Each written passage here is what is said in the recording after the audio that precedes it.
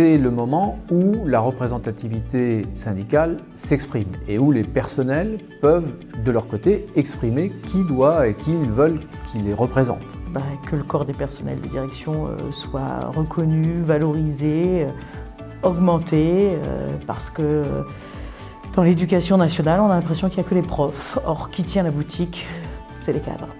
Bon, nous sommes dans un contexte très compliqué là, depuis la rentrée, on le voit. Donc l'intérêt je crois que c'est encore peut-être plus important encore les élections cette année en 2022 qu'elles ne l'ont été il y a une dizaine d'années. Parce qu'il y a l'action, il y a le résultat, l'évaluation derrière, mais la parole que l'on donne, c'est les actes derrière. Et c'est ce que l'on est et ce que l'on fait au quotidien. Effectivement, les collègues doivent se sentir accompagnés, les représentants des personnels doivent être de leur côté, c'est indispensable. Mais au-delà de cette question, on doit pouvoir être en capacité de porter la parole dans toutes les instances. Les CAPA ont disparu, certes, pas les groupes blanchés, pas les groupes de travail dans l'académie, au niveau national. Et le nombre de voix obtenues par le syndicat fera force en termes de représentativité. Et ça, c'est fondamental. Il faut que l'institution continue à reconnaître la place d'idées. Ça doit être aussi un moyen, en nous renforçant, de donner un signe fort à notre ministère par rapport à un certain nombre de projets extrêmement inquiétants qui se dessinent et qui sont une déclinaison de la loi de transformation de la fonction publique, puisque, vous le savez, Indépendance et Direction, dans ses objectifs, un de ses objectifs principaux, c'est de conserver une éducation nationale. Nous combattons la territorialisation de l'école, nous combattons la privatisation de l'école. Affirmer son existence, affirmer sa posture, investir justement les lieux, tous les lieux où il est question des conditions de travail, des conditions de vie et du meilleur fonctionnement de façon générale de l'éducation nationale. Le nombre de postes se réduisant, il y a des enjeux importants pour conserver une place dans le paysage et éviter de se retrouver avec un seul syndicat, une seule force syndicale, une seule organisation professionnelle qui porterait la voix de tout le monde. Et on sait bien que ça ne peut pas marcher.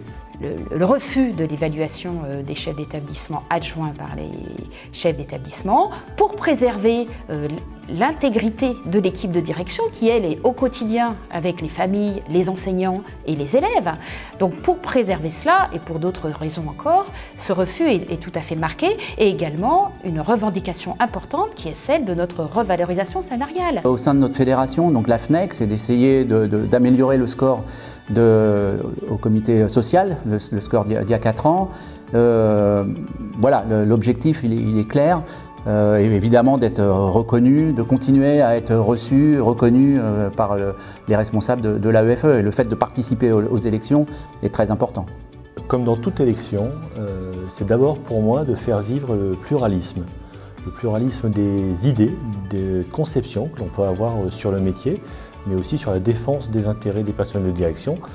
Les élections, c'est peut-être les dernières en fait, puisque les différents pouvoirs, je ne fais pas de politique, ils ont amenuisé le rôle des commissions paritaires, les groupes de travail qui sont en fait pas des groupes de travail, puisque généralement on apprend des informations, elles sont hyper importantes, puisque